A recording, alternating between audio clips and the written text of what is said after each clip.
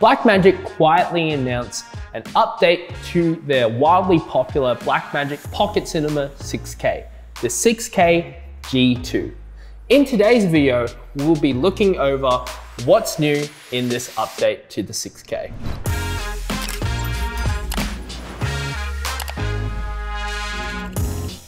If we're just looking at the specs, the 6K G2 and the original 6K do pretty much the exact same thing. They both shoot Blackmagic RAW 6K at up to 50 frames a second. They both have dual native ISO at 400 and 3200, 13 stops of dynamic range, all from a Super 35 EF mount sensor. Okay, they shoot the same thing. What's new? Well, if we look at this new 6K G2, if you haven't already guessed, the newest thing is the body. Think of this as the original 6K transplanted into the 6K Pro body. So we do have a much bigger body, which makes it easier to hold. It feels a lot sturdier in hand. And with the additional room that we have in this body, we have another mini XLR port on the side, and we have room to put in larger Sony NPF batteries. So instead of using those little LPE batteries like you had in the original 6K, now we have a lot more shooting time with larger NPFs. In addition to all this, we have a tilty touchscreen, which makes it a lot nicer when you're shooting this camera just stripped down and not in a rig. In fact, even if it was in a rig, it makes it a little bit nicer as well, because having the fixed screen on the original 6K made it a little bit difficult to see your settings and access the menu with a fixed screen on the back.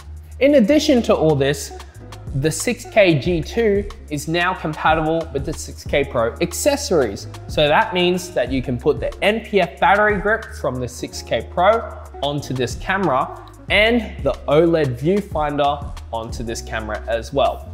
Really, the only difference between this and the 6K Pro is the lack of built-in NDs. So if you want built-in NDs, if you're shooting in a lot of outdoor bright environments and don't want to carry around a matte box, then you would need to go to the 6K Pro. Where does the 6K G2 fit into the Blackmagic Pocket Cinema range? As I said before, the G2 replaces the original Pocket Cinema 6K in the Pocket Cinema line. So it sits above the 4K and just below the 6K. In fact, I would actually put this a bit closer to the 6K Pro over the original 6K due to its body and the ergonomics being almost exactly the same as the 6K Pro. Whether you go out and sell your 6K and move to the G2 straight away is completely your choice. I think that the ergonomics of this camera are much better and it makes shooting with this a much nicer experience. If you don't already have a 6K, I would definitely recommend going for this. And if you already have a 6K Pro, the fact that this is compatible with all the accessories out of the 6K Pro makes this a great B camera option that you don't have to buy additional rigging for. What do you guys think about the G2? Let us know in the comments down below. If you need any more information about the products mentioned in this video, you can find them linked in the description, or you can come into our Sydney store and talk to one of our friendly staff.